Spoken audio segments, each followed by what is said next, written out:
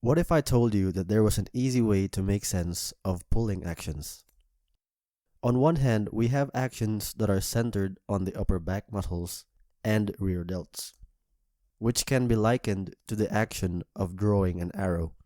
On the other hand, we have a type of pulling that aims to tuck the elbows as close to the ribs, which can be likened to any rope pulling movement. What's great about this classification is that we can talk about the same phenomenon regardless of orientation, whether it is vertical or horizontal. We can describe each pattern using the relative positions of certain body parts. Or we can also describe it by identifying the muscles that are most activated in each pattern.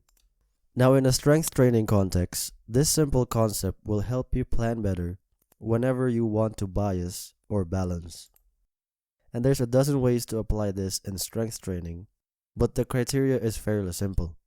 So this video is really about uncovering how we can classify the 4 strokes into 2 categories.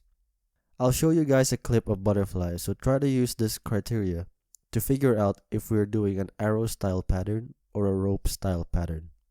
Now we can't really see the back in this view, so we'll have to rely on the elbows to show us our answer. This is our most extended position. Then this is the pull, which flows into the exit. For a bonus, here's a rare shot of butterfly from a top angle. It might be apparent now that we're leaning toward an arrow pull classification. But to support this answer more, let's identify what the main purpose of the fly pull is. The fly pull's main goal is to maintain forward motion, given that the lower body has to undulate a lot.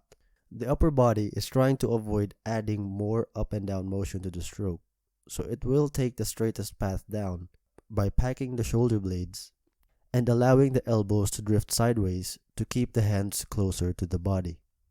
Now, the straightest path down is not necessarily the most powerful path down, so let's take a look at freestyle next. Now, why would the narrow and tucked position be favored in this context? There's one angle of reducing drag, but additionally, there's the stretch reflex mechanism which takes advantage of using the lats like a rubber band through rotation. There's also the fact that we are on the side during the recovery, which means that we can use the full range of the joints without worrying about the hands getting stuck in the water. This is in contrast with the butterfly pull. Because of the nature of the recovery, we can't really afford to keep the elbows in front of the body. We'd rather have the elbows drift to the side at all times to allow the hands to flow straight into the recovery. This is the reason why you'd never see a straight arm butterfly pull.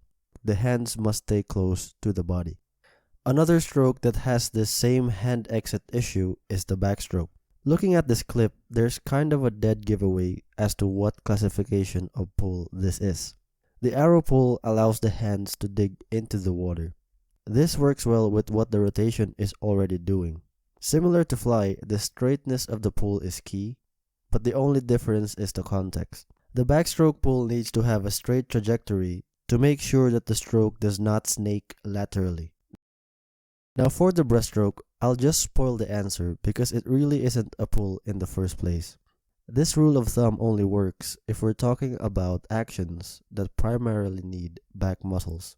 Because the breaststroke changes orientation during the cycle, it becomes a chest squeeze more than a back pull. The purpose of the breaststroke pull, and an explanation as to why modern swimmers lift the upper body high, is because the elevation of the upper body signals a need for a hinging motion at the hip to bring the swimmer back into the streamline. This is the same idea of a counter movement jump. You can do a regular squat jump, but a counter movement jump is always the most powerful of the two. But despite the oddness of breaststroke, I still like pairing it with the freestyle because of this particular position. Fly and back has this overhead snatch type of position, which keeps the hands from crashing into each other. There is a focus of pushing behind the ear. However, in freestyle and breaststroke, there is a focus on closing the gap between the shoulders and the ears at a minimum, and the breaststroke will actually tap the thumbs against each other. So one takeaway here is to take note of this simple rule of thumb. We can either decide to play around with bands at the very least, differentiating between an arrow pull pattern versus a rope style pattern. In this example, pushing against a steady object while thinking of the necessary elements of the rope pull is good enough for some isometric work at home. If we were to add some form of dumbbell fly, then we've essentially created a simple but effective activation session for all the strokes. Another takeaway here is to pair the strokes according to their pulling patterns. There are more insights we can get from simply pairing the strokes this way, so stay tuned for that next video.